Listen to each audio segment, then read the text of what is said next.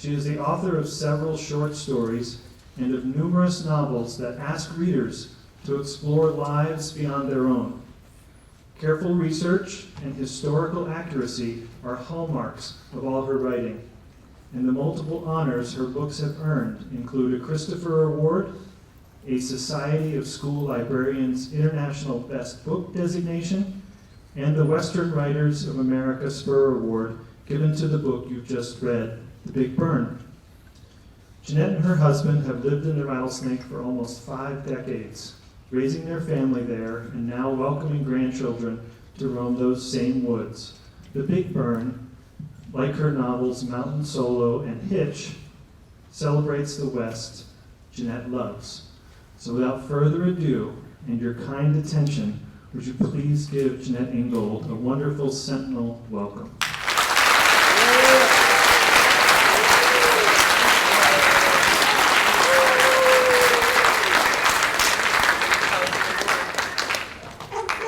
It is delightful to be here. I love the Sentinel Auditorium.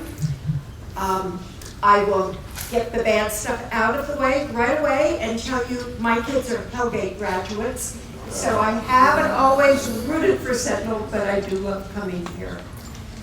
I want to thank you so much for reading The Big Burn.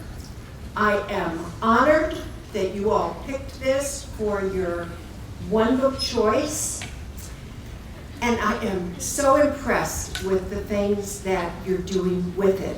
Just coming into the school, I've seen some of your artwork, I've read the plans for the day, I've heard some of the things you've been doing in all your classes. And if you think about it, by doing those things, by taking your own experiences to the burn, you've made it your own book. When you write a book, you start with this idea. Sometimes it's just the smallest thing. And then as you start researching it, it gets bigger and bigger and bigger. And you get this huge volume of material. And if you're excited about it, you want to tell the whole world about it, but you can't. You have to somehow start shaping that into a story and forming it, and the more you do, the more you have to leave out. I think probably when you do that, I feel the way I think maybe a filmmaker might feel when he has to start cutting stuff and leaving film on the floor. Because all that stuff you have to leave out that you wanted to tell people and you can't, it hurts. So, when I know that a reader has taken something I've written and taken experiences to it, you've broadened it and made it your own book, there is nothing that can make a writer happier. And I thank you for doing that. So today, in my time with you, I'd like to do 3 things. First of all, I'd like to take you back to the beginning, show you where The Big Burn came from, the idea, and then how it became a book, going through the publishing process. Secondly, I want to, along the way, maybe give you some ideas that might help you in improving your own writing, things that you might want to think about if you're shaping a story. And third, and this is the big third, I'd like you to think about whether you might want to make writing a part of your life. Maybe as a career, but for sure something that you've got to fall back on, something that's kind of an old friend that you can turn to. And before any of you tune me out and think, no, not me, I'm not a writer, ask yourself a few questions. Actually, raise your hand. How many of you have ever wished you could time travel? Absolutely. And that's one of my top wishes, along with wishing I could sing on key. Secondly, how many of you don't have to keep raising your hand, but think, how many of you wish that you could have adventures and go someplace that probably in your life you're never going to get to do? And how many of you have ever wished that for a little while you could try being somebody else and know what that would be like? When you read a book, that's what you do. You get to slip into somebody else's life, and you get to try on experiences that aren't part of your lives here as Sentinel students. That's as a reader. But when you're a writer, you get to call the shots. You are in control, and you get to decide on the who, what, when, where, why, how of the story. And that is plain fun. So let me work you through the Big Bird. We're going to look at some pictures. I'll go through all this and try to wind up in plenty of time to, take any questions that you've got. I'll do my very best to answer them. So let's go from there. Just need to get a remote.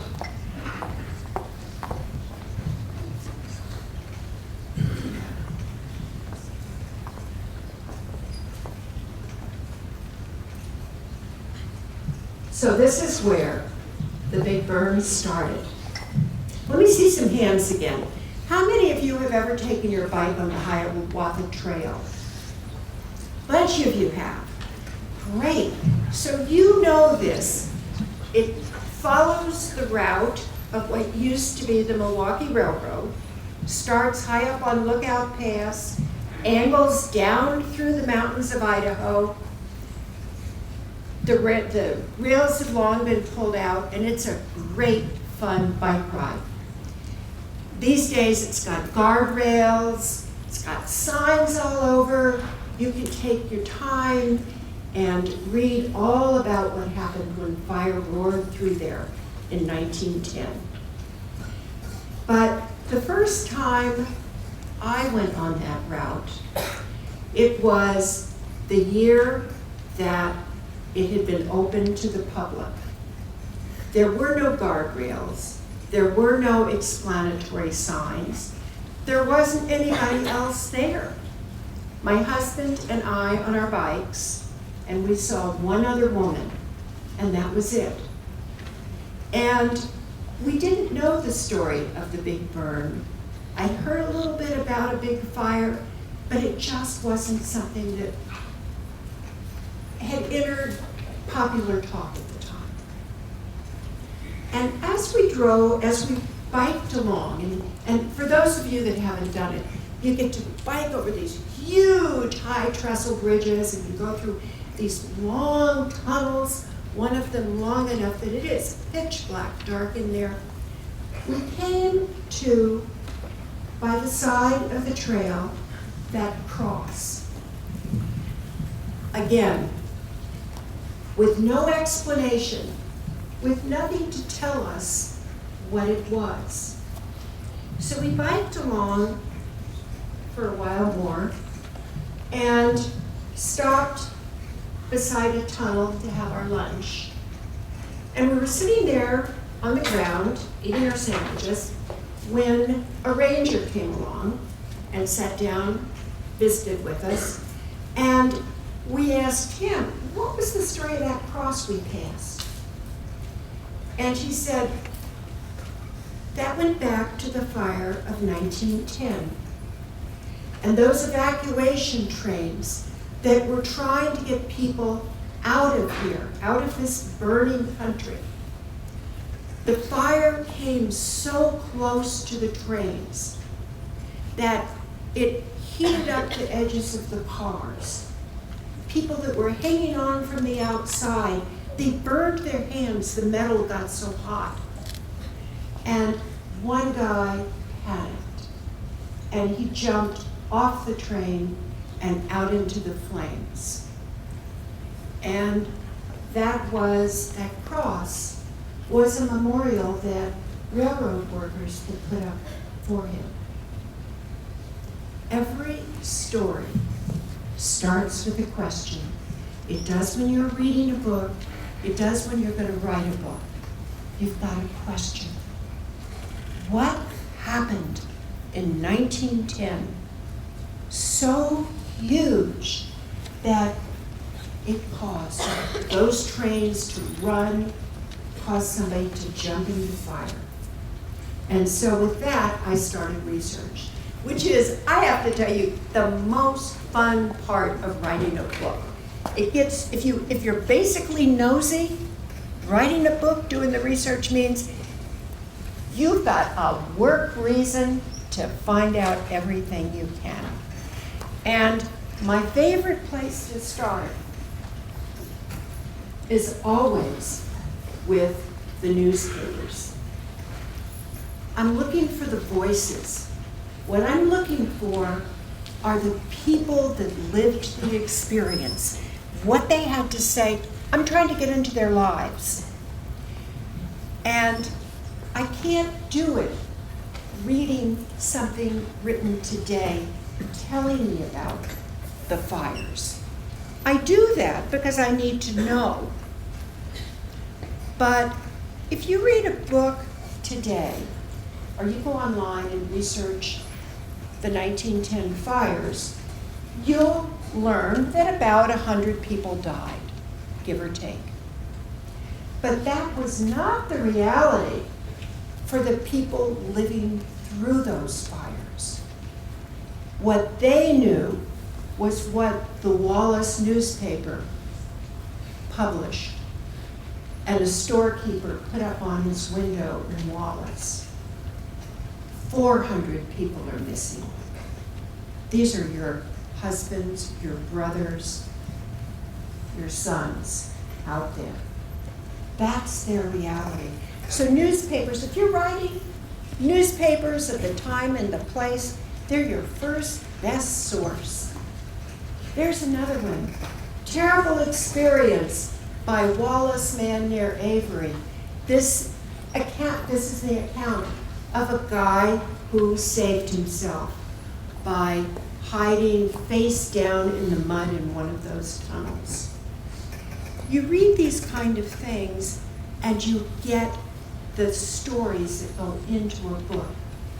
One of the Wallace newspapers told me how when the soldiers got to Wallace, they got the afternoon off so they could go out and see what the town was like. Just as the people of Wallace went to the park to see what the soldiers were like. I wrote that right into the book. When you do your research, the reality is often better than anything you can dream of.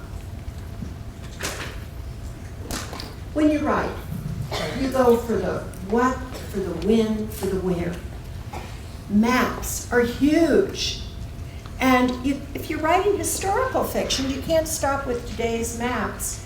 The mountains are still in the same place, the rivers are still in the same place, but the roads aren't, the pathways, the trails aren't necessarily. The trains aren't. There are a lot more trains in the Coeur d'Alene than there are now. And so I always start with a map. Those of you that are artists, and I've seen a lot of your work, it's beautiful. That is the only drawing I have ever done that has ended up in a book, and I'm very, very proud of it. But it starts your big bird. That's where the story took place. And then the second thing I do working on actually on any fiction, is a calendar. I print out calendars of the year, the months that the story happened. And if I'm writing something like The Big Burn, which is historical fiction, but it's fiction that I wanted to be absolutely as historically accurate as I could make it. I take the events as they happened and plot them onto a calendar. The day that the soldiers arrived in Wallace, the day that the fire blew up in Avery. And then against that, I plot where my characters are each day. So that when I say Seth is in Wallace on a particular day, if he had been a soldier in Wallace then, that's where he would have been that day. And you go to the places where things happen. Place is magical. You walk. When you walk where a story happened, you get a feel that you can't get sitting home and imagining. And even though Wallace and the Coeur d'Alene is very different today, it was so worth going down there. And when I was writing it, you start in Wallace, you could take Moon Pass Road, and at least when I was working on it, off to the right of Moon Pass, as you went through the mountains, you could still see a few huge old snags that remained from that 1910 fire. And when you got down to the St. Joe, and my husband and I did, and then we just drove up some of those drainages, you could see where and why fire crews would have gotten caught. And then when you're writing, you turn to those who know. It's one thing for me to imagine a fire line, but I've never been on one. My son was though, right out of high school and through college, summers, and for a while after, he fought fires for the Forest Service. So I sent a camera with him one day and asked him to take pictures, let me know what was going on. And this is the crew. He was working out of Sealy Lake at the time, but it was a bad fire year in Colorado. A crew had been put together to be sent down there. And this was the crew. You can tell they haven't gone out yet because they're all clean. That was the fire camp they set up down there. And for that first day, it got set up. At night, they could see trees torching, blowing up through the night. The next day, they're working a ground fire.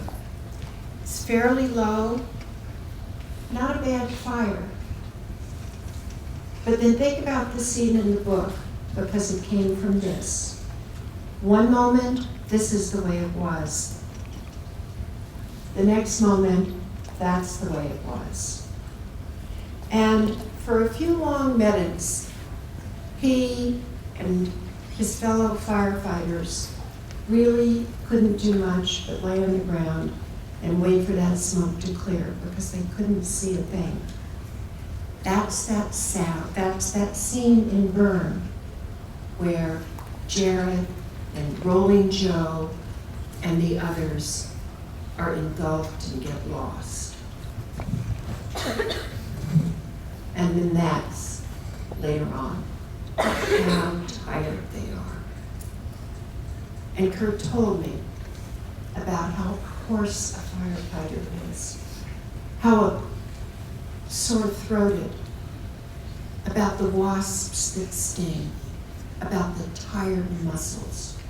All the details that go into that book, those came from someone who knew.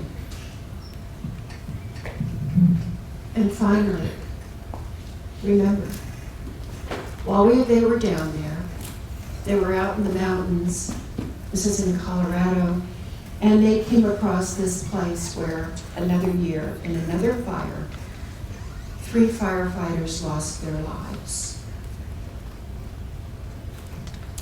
Young guys. So, you remember. And I try to do that too in my books. So, gotten all the research done, I know my story, and I'm writing. And when I write, I work on a computer. Can't imagine writing without one these days. But once I'm writing, I want to slip into that character and become the story. And so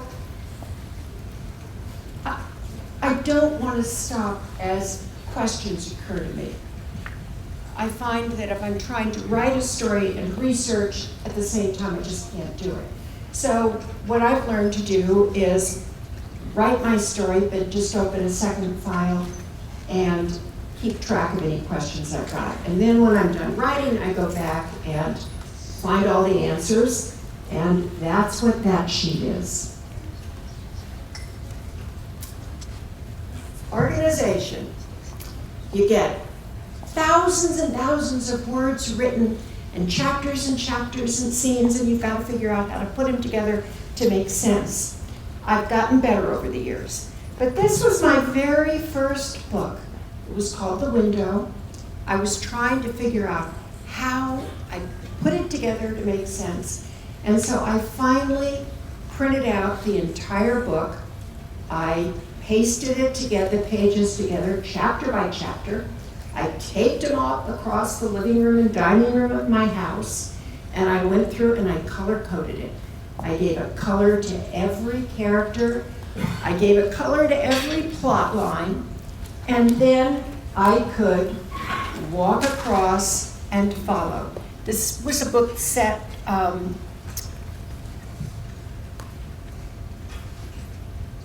didn't tell you the truth. This was not The Window. This was Pictures 1918, my second book. I could go through and follow the colors and see the story of World War I as it went through. I could go through and follow a color and see that I had told a mystery in a way that made sense. So that was one way to organize. I got better, but you still have to do something like that. And to me, with the story, one of the most exciting times is when I can print the whole thing out and start shuffling paper. If you're a writer, and I hope you will be, you want other people to have some feedback. So this was my writing group. For many, many years, we got together every couple of weeks and took along whatever we were working on. If I was working on a novel, I'd take along my latest chapter. I'd take copies for every person in there. That's Wendy Dorgard, Sneed Collard, Dorothy Henshaw Patent, and Peggy Christian on the far side. And I'd pass out the copies, and somebody else would read my chapter out loud. And even before the group got to talking about it and telling me what needed to be fixed and maybe what I hadn't done very well or what I had done very, very well, I would often know what I needed to have fixed because I'd hear somebody else reading my words out loud. And I can guarantee you, if you write it, you can read it in a way that makes your prose sound like poetry. But somebody else reading it cold, the words where they bump, they come out. So work with other people. That group between us, we published dozens of books. And they became some of my dearest, best, closest friends. If you're writing, you want writing buddies. Eventually you get to the point where you've got a finished manuscript. These days, of course, a manuscript goes in as a computer file.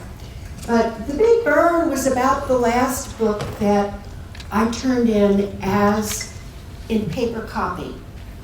And this is a photograph of the first page of The Big Burn as it went off to my editor. And I gotta tell you, editors make writers look good. I have been blessed to have wonderful editors. And that was my first year with a woman named Diane Dendrati. On The Big Burn, it was a guy named Michael Stearns. They would not have been the books that, The Burn would not be the book that you've read without Michael. Michael, when he got it, turned it over to his assistant, who put the whole thing on an Excel spreadsheet.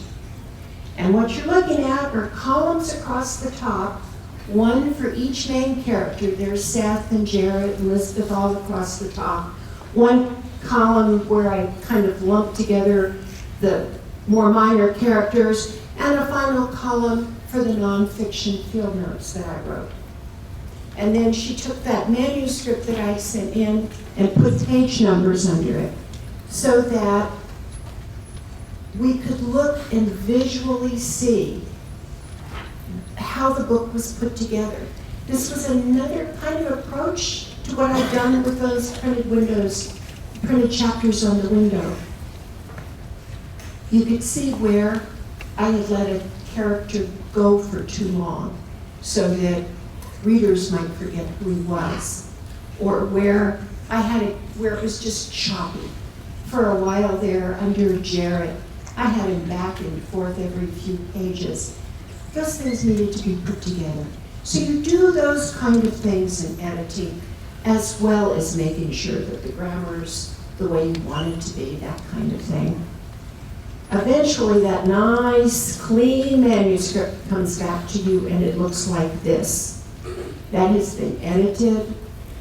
My very beginning words, the wildfires have been burning for weeks. I've gone ahead and spelled out the creeks. The sentence went on too long, so we cut some of it out. Page designers have gotten in there, decided how it's going to look.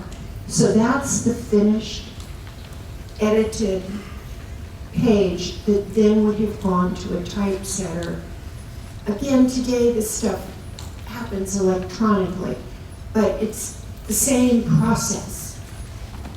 And one of these days, then you open your mailbox and you get your first author's copy of a book, and that is exciting. There's the original hardcover book on one side and the paperback that you all have, which, by the way, is my favorite cover of all my books, on the left. So,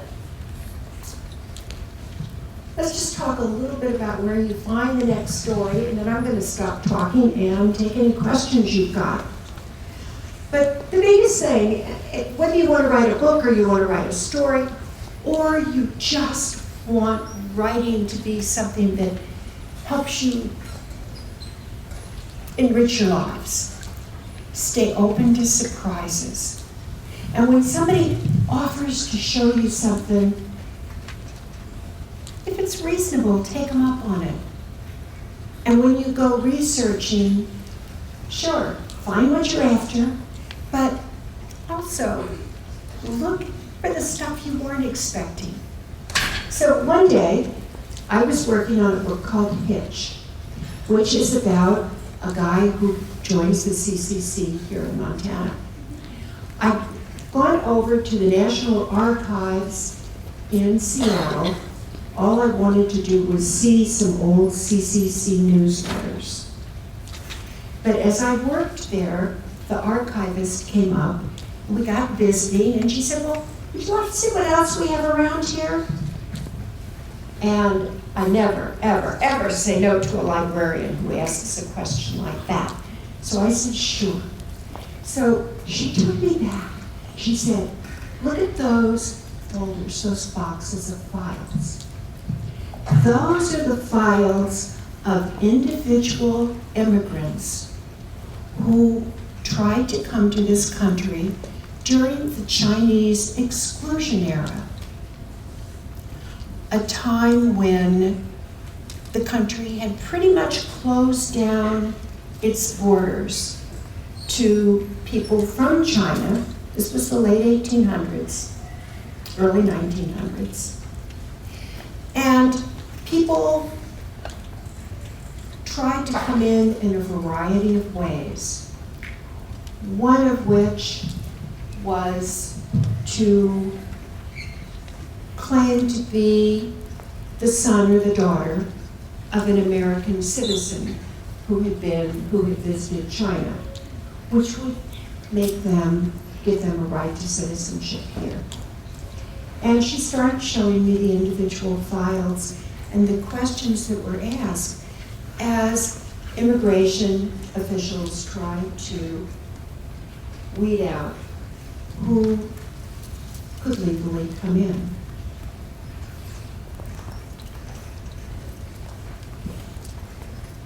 As you heard, I started my writing career at the Missoulian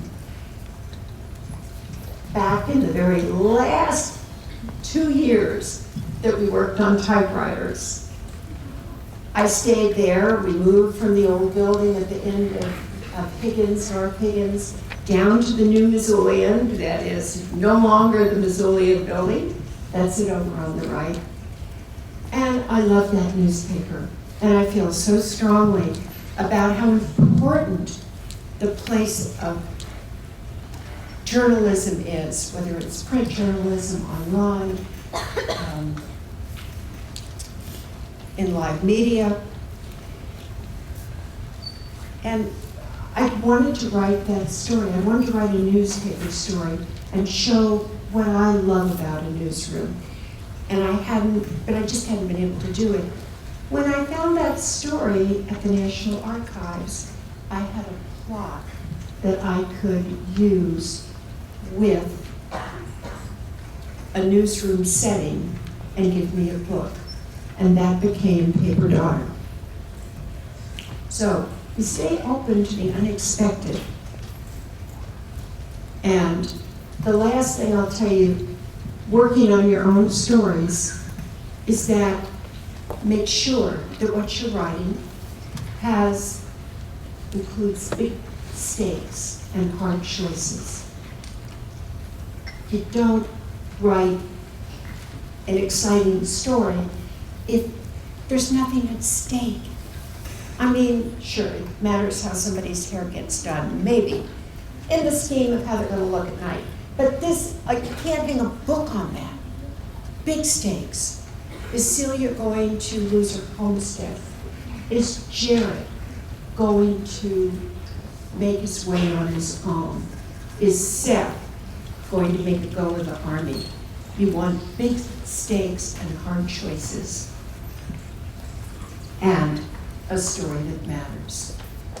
The Big Burn, I was writing about firefighters. We're Montanans. We live through fire season every year. And our homes sometimes stand because of what firefighters, men and women on those fire lines, have done. That matters. I wanted to write a book to honor them. And fire matters too. You respect it. And I wanted to write a book that does that. So that's The Big Burn, what I had to say about it. I am wide open to almost any question you all might have. Yes? What happened to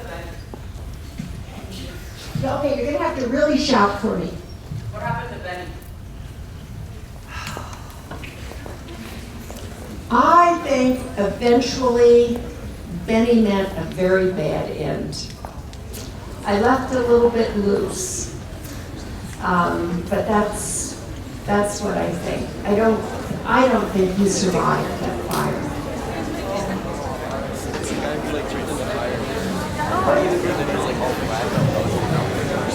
I thought I had. Oh, yeah. Oh, yeah, that. Oh, wait. Okay, other questions? Yeah. Did Jared and Elizabeth end up together? Absolutely. No question.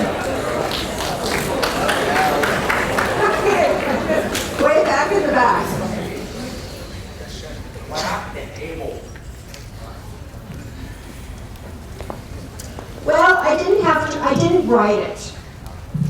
But if I were going to write a sequel, I think Abel probably ended up in jail, probably didn't end up living a very long life.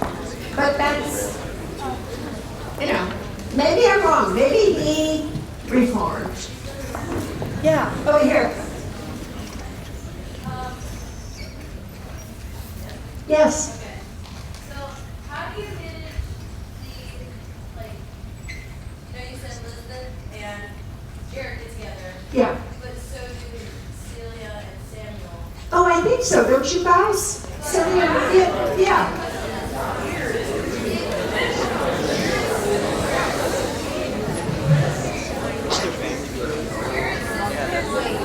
Hey, wait a minute, guys, I can't hear.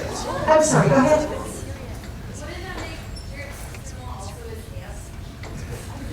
Wouldn't that make Jared's sister-in-law also his aunt? Would that make Jared's sister-in-law also his aunt? Yes.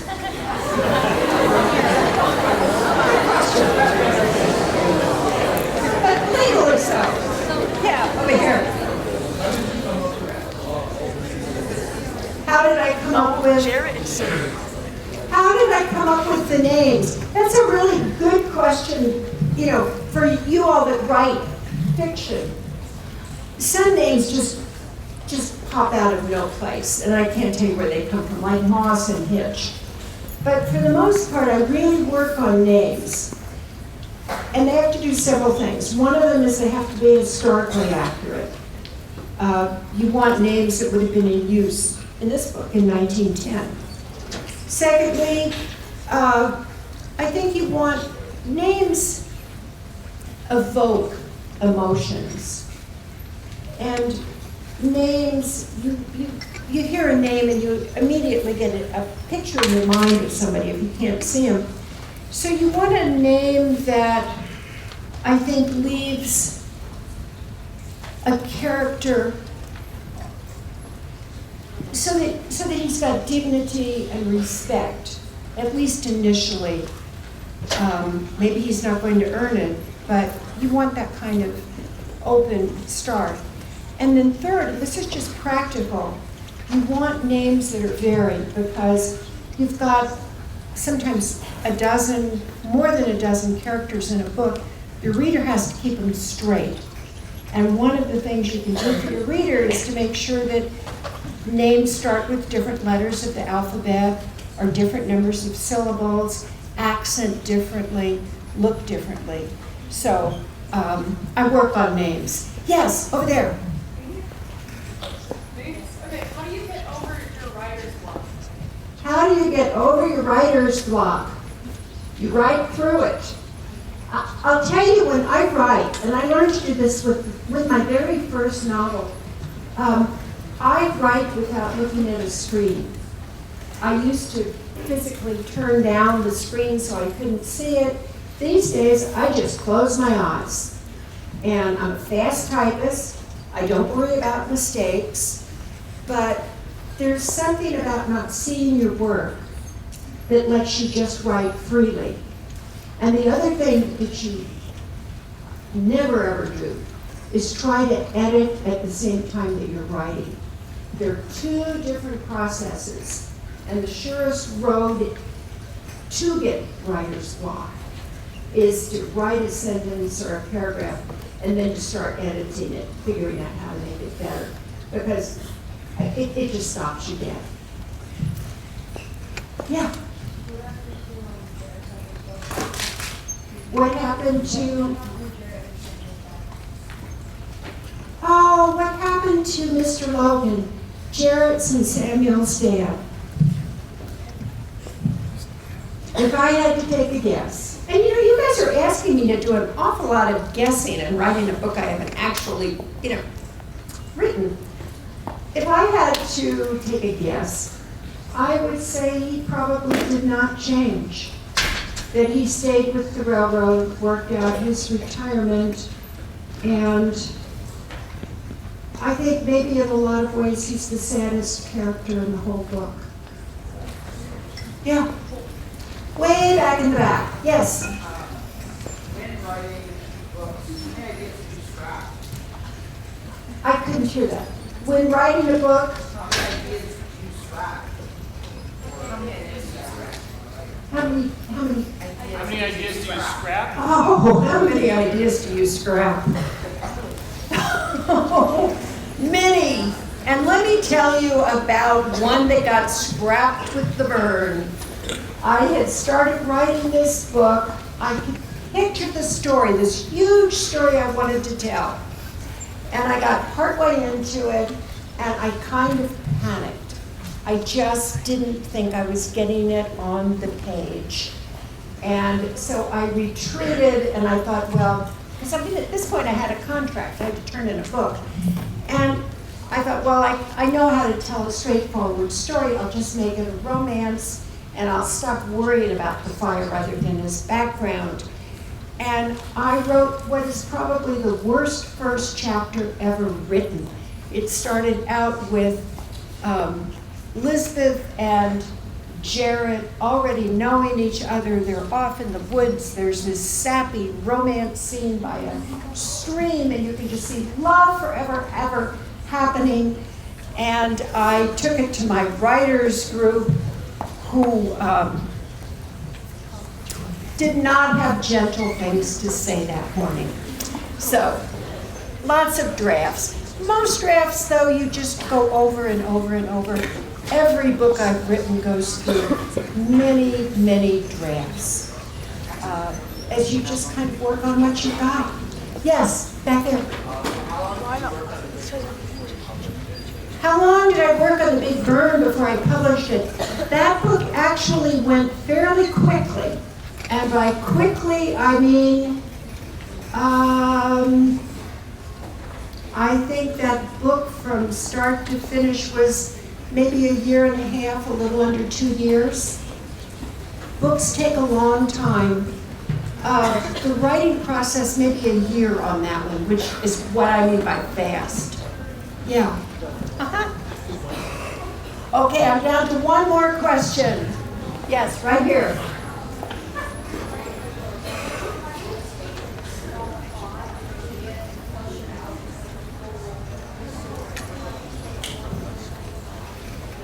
When you're working on a book, how do you take one small thought and flesh it out into a story? I'll go back to the answer I gave before. I would close my eyes and just start typing and not try to, just start imagining that idea and hope that maybe a character's going to show up on the page. A scene will start going, you start imagining, and that's kind of how you get there. Guys, you have been an incredible audience. Thank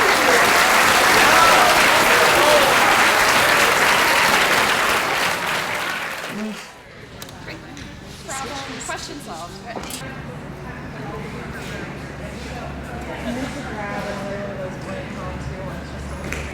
Would you like to meet Rosie? Certainly. Who's Rosie? Here she is. Oh, what a cutie! Oh Yeah. my goodness, that's adorable. Is she precious?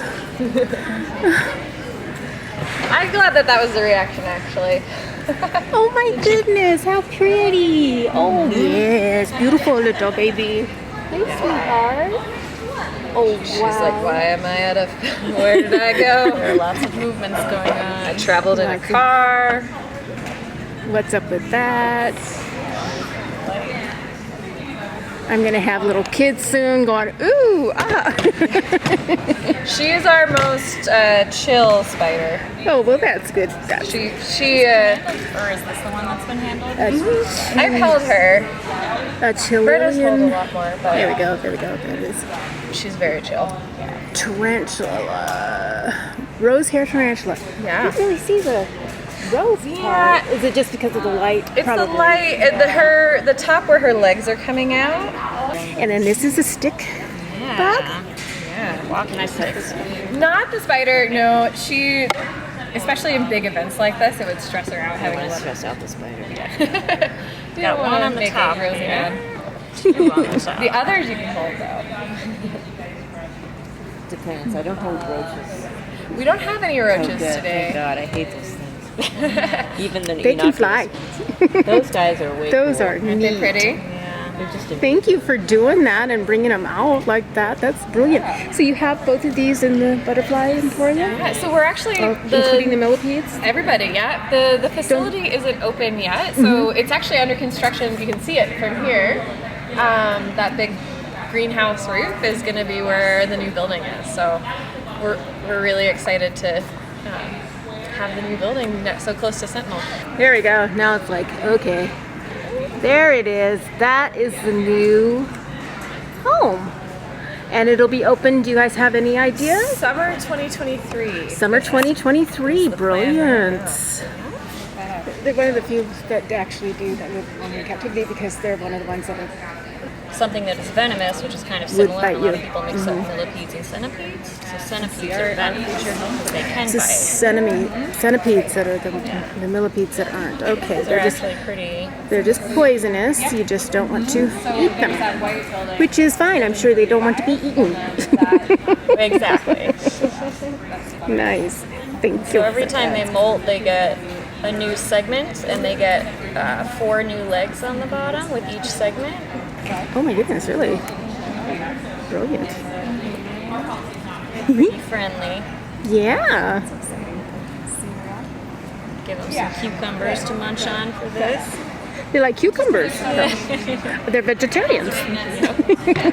And then these are They're kind of a good decaying mechanism for the soil and whatnot. that's good. They And these eat a guys lot of leaves and old. you probably can't take out at all. I understand that. Cool. Tiny little baby. Where'd you go? Where'd you go? Oh, nice. Let's see if I can These find are- your hand. These are called blue death feigning beetles, and it's not quite as scary as a name as it sounds because they pretend to be dead and they flip over on their backside and put all their legs up and freeze if a predator comes around, such as a spider that can feel the vibrations in the ground. So if they feel vibrations, then they're gonna go for ego. And so they play dead That's so why that they they don't just- get killed. Yeah. Good defense mechanism. Exactly. That's why it's feigning. Death feigning. Nice. Faking death. All right. Well, this is brilliant. Well, this is the Missoula Butterfly House and Insectatorium. Brilliant. Thank you guys very much for your Thanks for time. stopping by. Humane Society of Western Montana.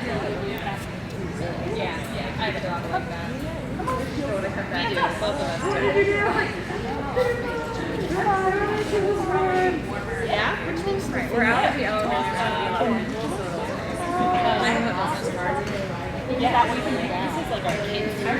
As we left,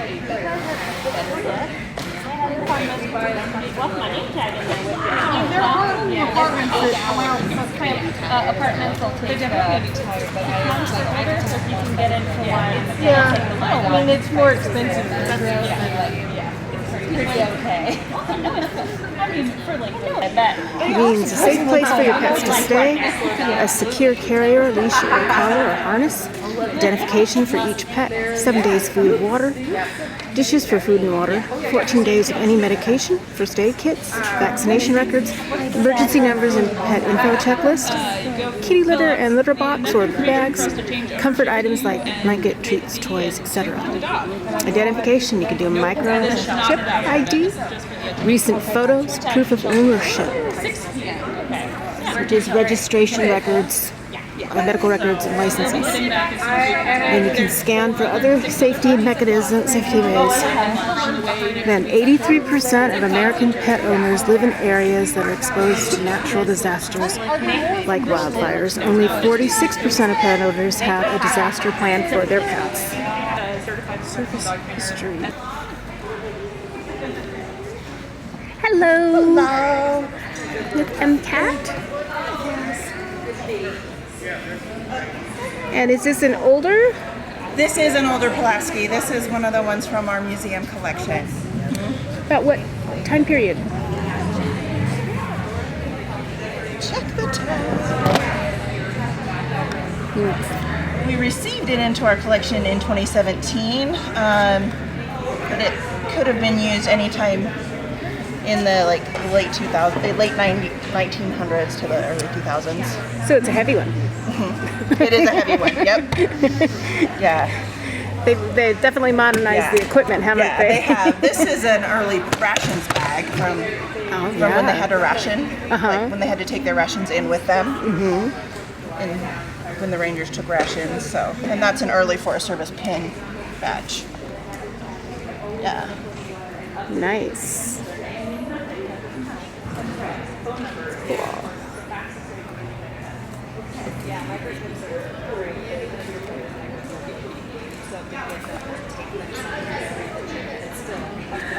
So has it improved a lot for firefighters so that they don't have as much weight, or do they still have the same amount of weight but just more material? The firefighters still have a good amount of weight. Yeah, and if you talk to the firefighters that are out there, they still have to do a pack test every year to get a red card, which is the card that says they can be firefighters.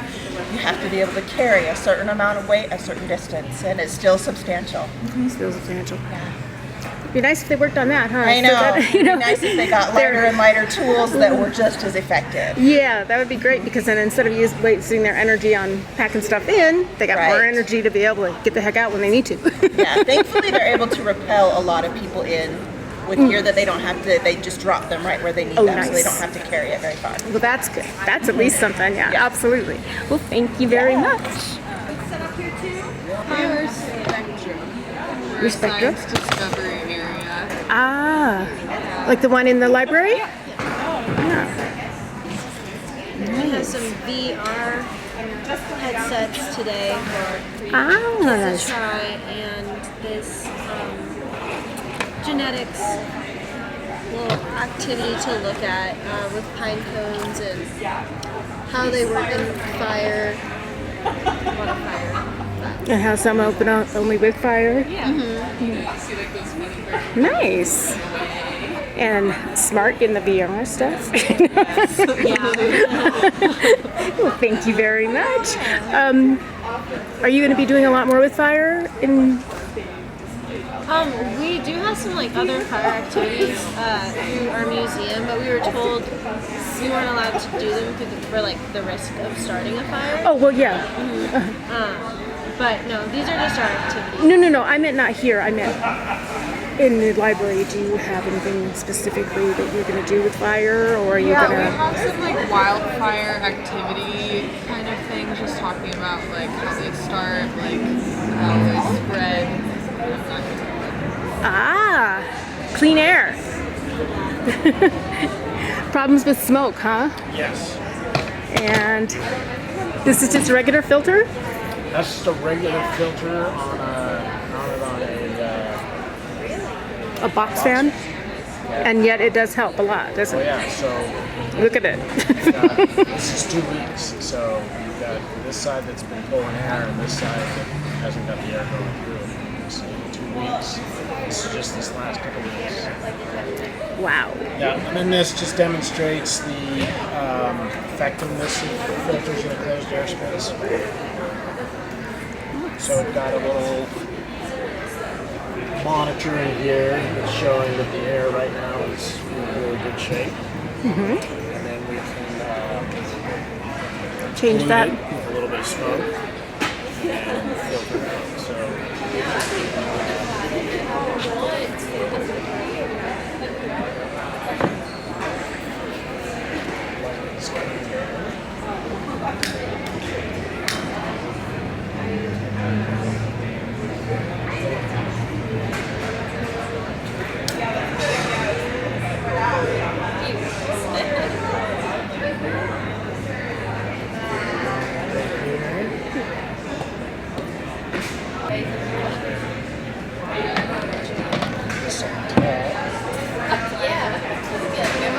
fairly quickly you're going to see that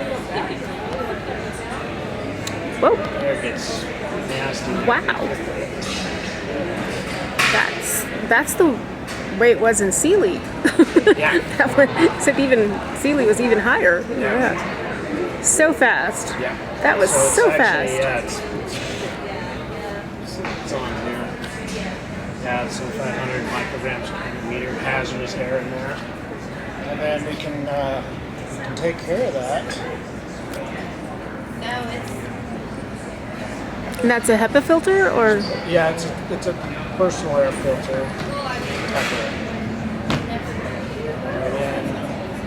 Is it on?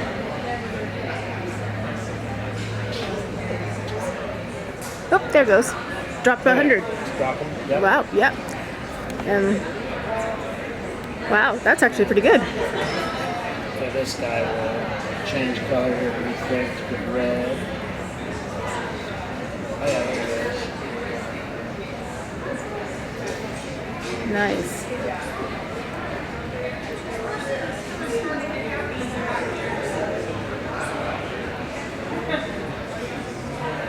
Wow, right, just once it starts dropping, it really goes. That's impressive. So it was swamped in there for a little while. Make it breathable and just. Yeah, it'd still be considered unhealthy at this point. Okay, yeah. But Compared to 500. look at like unhealthy for sensitive groups. Now we're into the moderate range. So what we really would like to see is good air.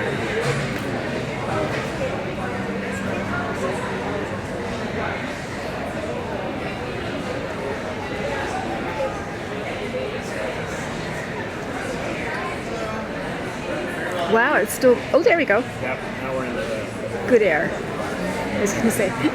Well, no. lower's always nicer. Of course, back to 0 would be perfect. Or 4, I guess it was 4. Can't ever get to 0, but. Nice.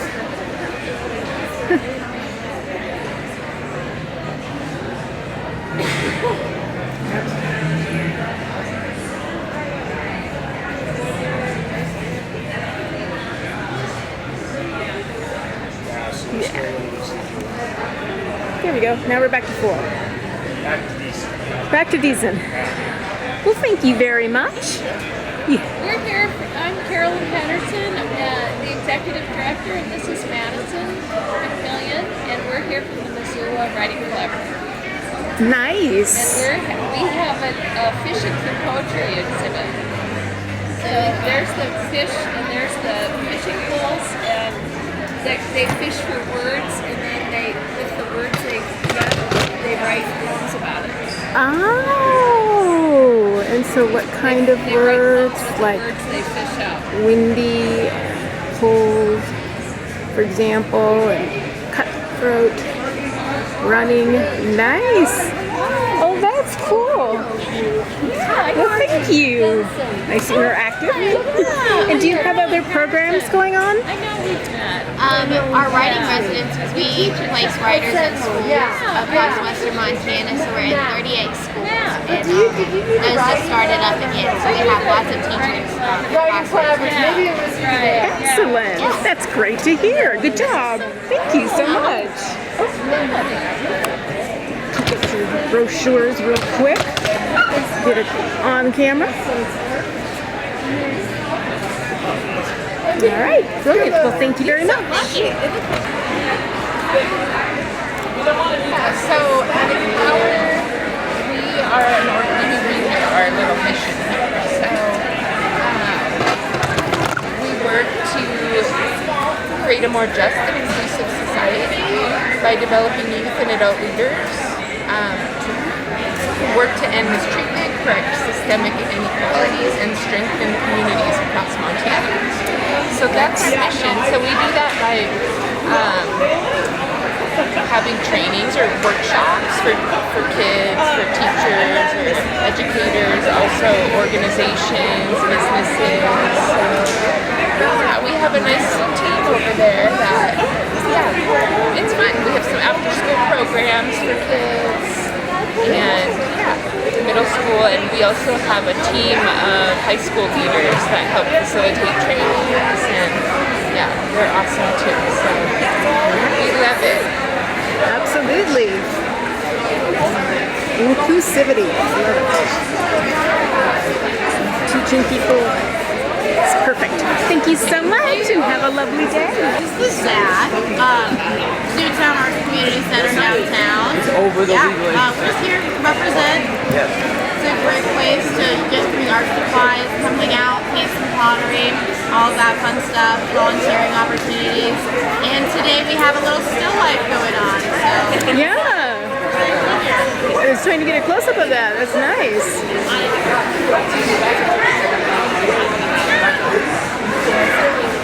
And do you have specific after-school programs or? we do. We have a lot of after-school youth programs, and if you're looking to go into teaching or the arts in any capacity, really, there's a lot of great opportunities to help teach camps and work with like kiddos. I teach play camps and ceramics, so it's a really fun opportunity to also work with ceramics and different materials for the first time. And it's always on a walk-in basis if you need somewhere to go and hang out and find resources. Nice. Thank you very much. Yes. And there will be a team leadership club this year as well. Which I was in last year. It's a nomination-based art program for teams and community to be able to collaborate and get out and do fun things. Great resources, massively funded Arts Community Center. It's amazing. Absolutely.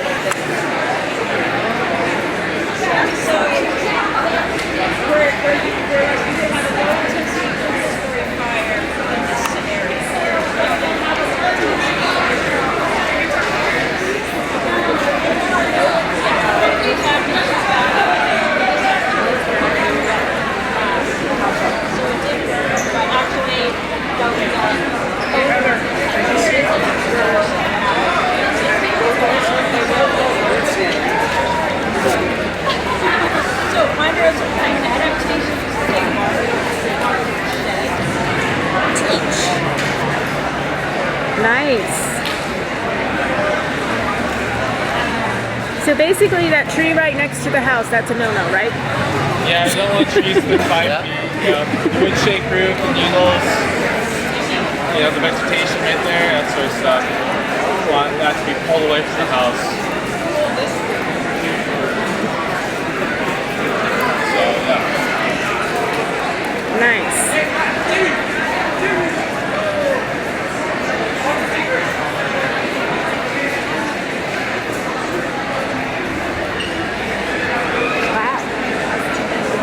Basically, that house is just ready to go up in flames, right? What was that? So basically, that little house is about ready to go up in flames. Yeah, pretty much everything about it is bad. But as dangerous as it gets. Well, good to know what not to do. So thank you guys so much. Yeah.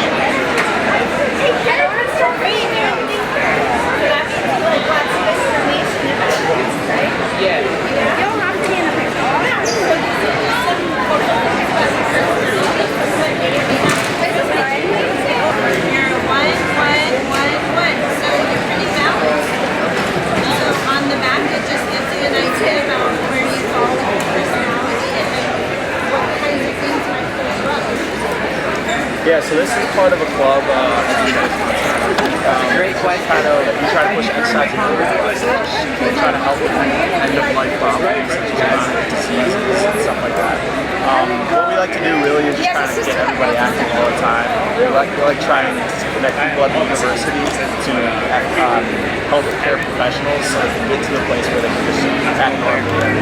But really it's for like end-stage lives. We started now and at young ages like years of mine, college and high school, it makes it a lot easier for the rest of the Do you have a red diabetes, we try to work on. So, what I would do started now, is, like with the age, so there's certain conditions that may happen. Like there's cataract. That's what happens if you have cataract. So that's kind of what we do on campus, to try to have fun. Cataract, really quick. Alright? Okay. Now it's looking fun. Now try to do what it's hard.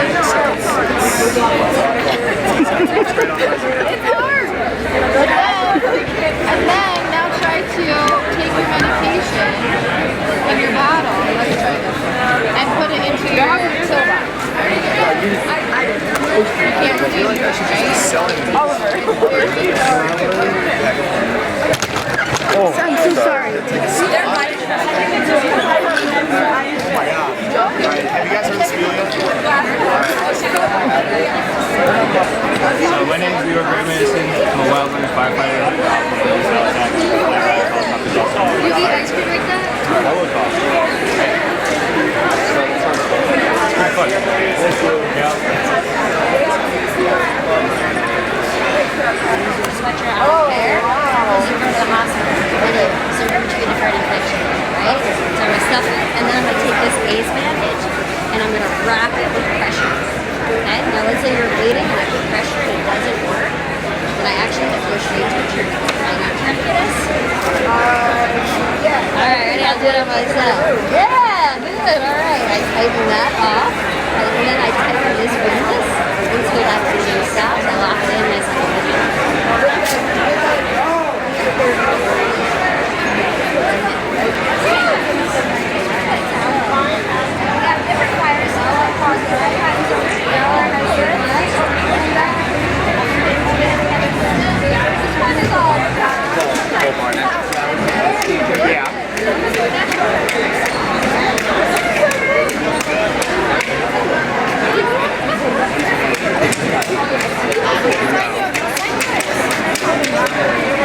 And then we also are going to have a cupcake decorating contest. Put the pictures up online and it's a prize. And your cupcake voted as the best one.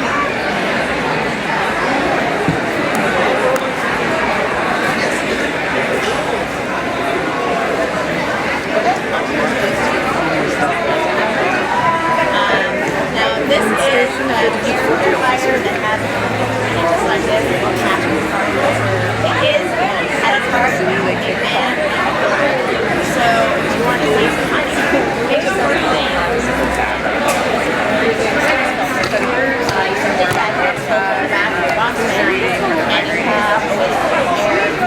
So we put this camera here, it's like an example. With these cameras on your over, so you can see exactly what's going on with the nest. We record all that information. We also we're the University of Montana Birdecology Lab. And like this will go onto a run, and we've got 9 digits that are stamped on each band, so that's a really unique number for that bird, the various band for its life. So if anybody is another band station in the US or in Mexico or Central or South America can catch the bird, they can. We're the Montana Natural History Center, and we have a couple activities today based on deep observation. So you can either spend a lot of time and draw a great horned owl feather, or you can spend a little time and choose one of these specimens to take a closer look at, and then tell one of us what you noticed or what you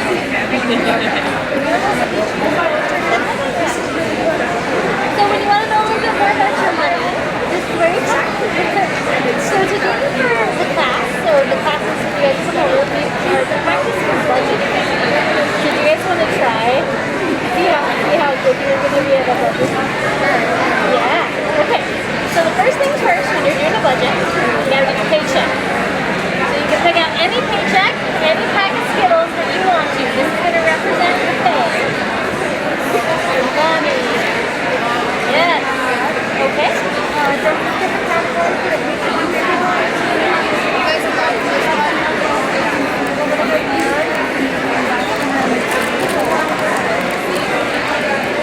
And every row has to have one. Yeah?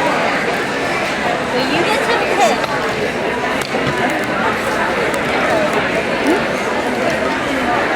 And try to spend as many as possible. You don't want your money to sit there and not do anything. And you want to make sure that it goes into as many things that are going to bring value to your world.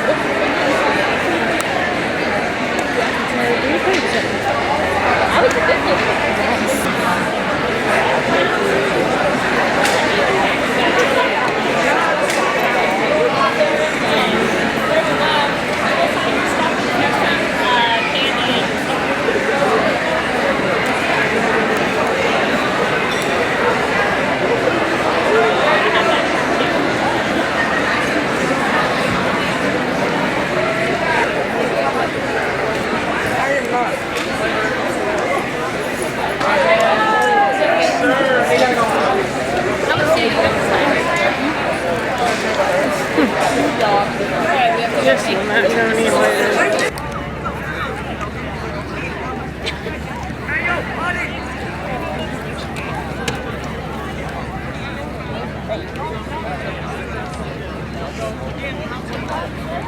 Not for the news.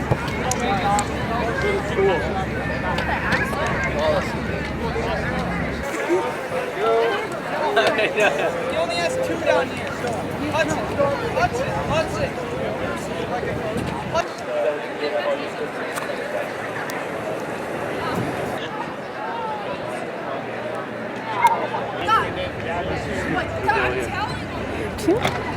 This is the pavilion.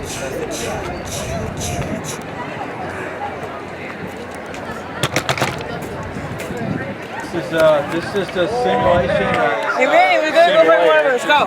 Just a minute, Donna. We gotta go for one. Yeah, just a minute. Yeah, I have a brother who was a chopper pilot. He's retired from working for American Airlines as a lawyer. And I've got a younger brother who's got his pilot's license. All in the aviation field. Yeah, it's just when you get into it, it's addicting, you know. yeah, my brother Rick, he used to take geologists up on the glaciers in Greenland. Go for one. Yeah. Okay, Donna. Well, thanks for stopping by. Thank you very So much. this is for the school. Is this a helicopter? What's that? What is this? This is just a simulation for a cockpit on this BAE aircraft right here. This is our aircraft right here, and it's just a simulation. It's not a simulator. It just shows the orientation of the various switches and gauges on the airplane. It's just a model of the BAE 146, And but what do you converted use it for firefighting. Bomber, they call it. It Oh, okay. dispenses retardant, 3,000 okay. gallons. So, Where's the hazard dispenses it, actually? sorry? Where does it like dispense the Oh, material? right out of the bottom, right here. Yep. Right out of the bottom. You won't see it on the model, but it's a big tank in there. Yep. Thanks for that question. Big valve, a lot to it. And if you stick around and watch this presentation over here, this is very informative. And that's what this box is it helps us take into account the tactics, the fuels. You know, when we get down low, we drop it at anywhere from 130 to 150 feet, depending on what coverage level we're dropping it. And we don't want to hit a tree or power lines or anything like that, or ground crew. So this helps us recognize what we're going to see when we're actually out on the fire. It's a good tool to use, playing around in the sandbox. Hunter, look at this. Hunter, look. It says Is that why you always try to turn off? Oh yeah. If we drop, so this is basically gelatin salt water retardant. It's slimy salt water. So if we drop on here and you've got a ground crew and it breaks that power line, it could electrocute people. It's very dangerous. So we will call and depending on where we're at, we'll call and have them depower a certain grade or whatever. Definitely. So how lethal injury prone is it if they get retarded? So what the basic idea of retardant is the optimum height is 150 feet. You want to be anywhere from 120 to 150 knots. That way the retardant, as it comes out, so when the retardant's sitting in here, we have 2 chutes that come out of the airplane. Each one of those chutes is about 9 feet of retardant. If it all came down, you're close to the ground, it all came straight down, you've got 27,000 pounds of retardant coming down on the ground. So the higher you up you go, the more it shears and turns into a mist. So like this right here, when you're dropping that retardant, it shears, turns into the mist, and it rains down. That's what we try to do, rain it down. If we drop it too close to the ground, this is what happens. We dig a trench, and in the case of one of the tankers a couple of years ago down by Redding, California, too low, one of the fire captains on the ground decided to take a picture, and it was a 747. He dropped retardant too low, took out a tree, and the tree hit the guy and killed him. So we don't want that to happen. So we try to aim for that 150 feet so the retardant shears. Just like that. Yeah, 27,000 pounds coming out of the airplane. That'll kill you if you're right under it. Definitely. This plane now has been retired, and it used to carry 2,700 gallons of retardant. This one's now 3,000. 3,000. So the nice thing about Neptune is we actually have an FBO, which does like private jets and stuff like that. We work for the Forest Service, so we contract on their aircraft, so we're working on those. We've got private jets, we've got flight school, and all of that kind of all wrapped into one, so it's actually pretty nice. Nice. All right, great. Thank you. One more is all we need. So what other changes do we see happening? What are you doing with my hay bale? No, I'm just kidding. Okay, so when you put it up there, what did you see happen? Did it move? Did it just sit? Did it just rest in the bank? And then it got stuck. And then what does it do? So it gets stuck there. Does it change how the water's flowing? Does it create a diversion? Oh, so our sediment moved a lot and we lost a lot of our stream bed there. What did it do to our stream bank? Got away from there. So how's the sediment moving around it? Is it the same speed on both sides?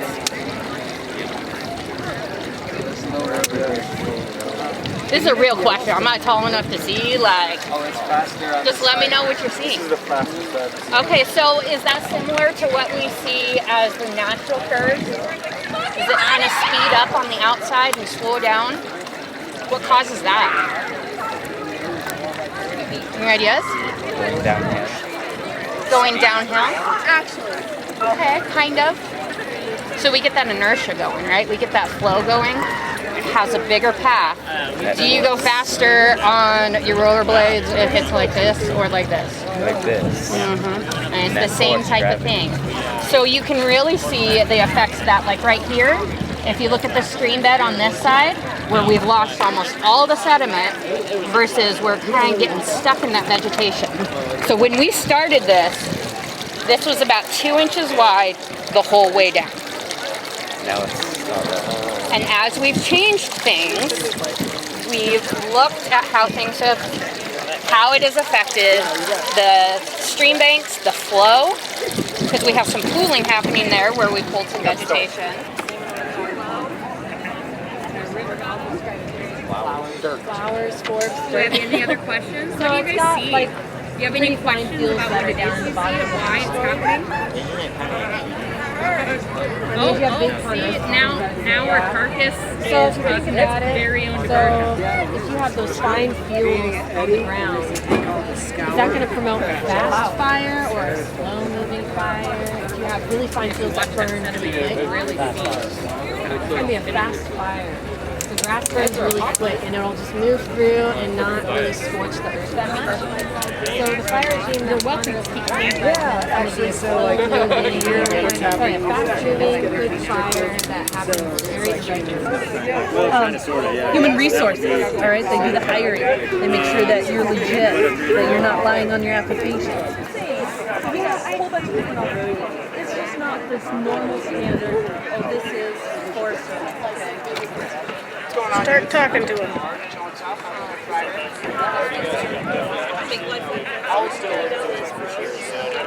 Take my buddy of mine to his dad. That's what they do. I actually wanted to.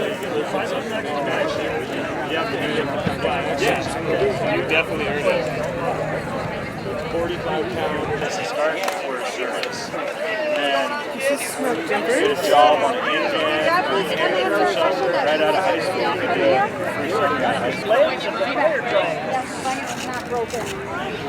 You got the shirt, that's all that matters. So, can you tell me who I am? Glasgow. There you go. What did I do? You held 45 minutes in the tunnel south. Thank you. I'm not even going to give you my spiel. You got it all figured out.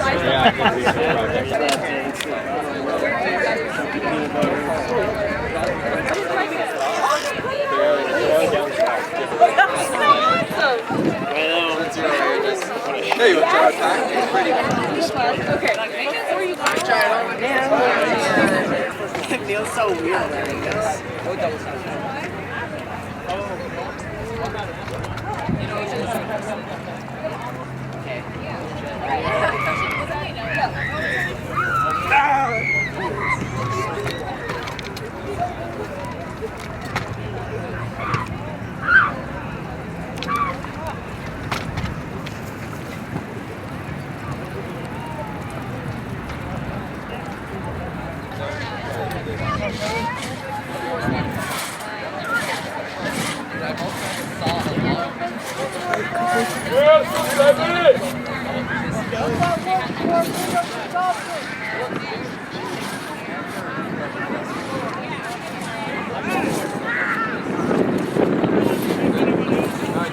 Consistent pulls. All one motion. If you get stuck, split step a little bit, keep on pulling through.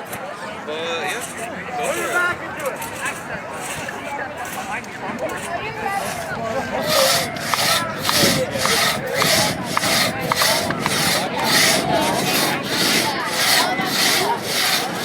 Keep a good grip on the saw when you come through the bottom so they don't drop it. Right on, guys.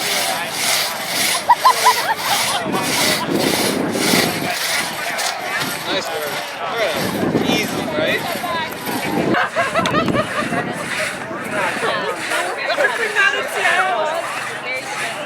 Your hand is upside down.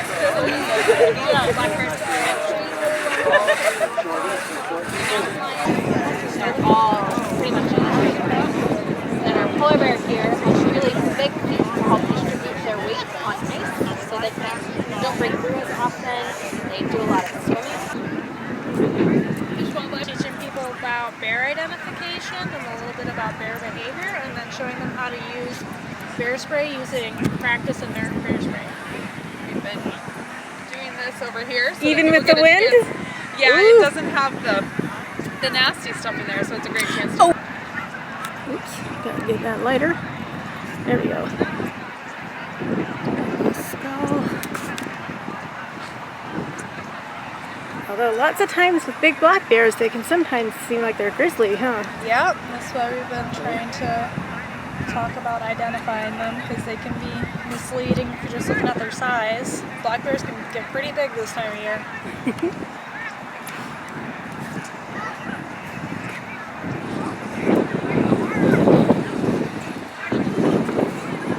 Come down into the valleys, especially this time of year, is where a lot of the food resources are. So that's why it seems like we're coming into contact with bears more. Just as we spread out, kind of overlap with them. Get into their territory more. And they have a natural, rhythm to how they move across the landscape over the years. So.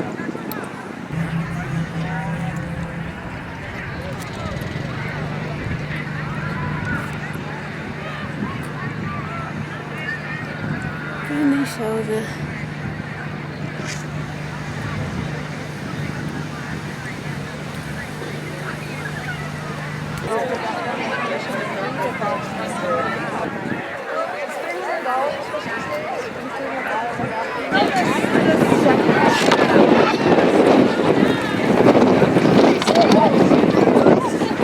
I stopped Lambo one time, I heard. Extension cord. Lambo told me I stopped him one. Is it a pine tree? You're going to do a different type of forest management.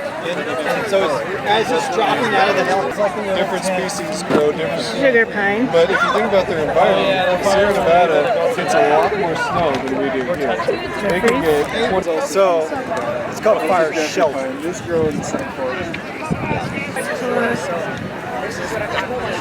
What'll happen? Magazine, and we're doing a writing contest this fall for youth. Excellent. Here's our activity. Let's see. Gets blown out. There we go. Now I can see it.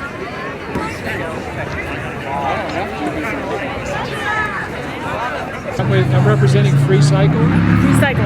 Right. Excellent. Bike repair and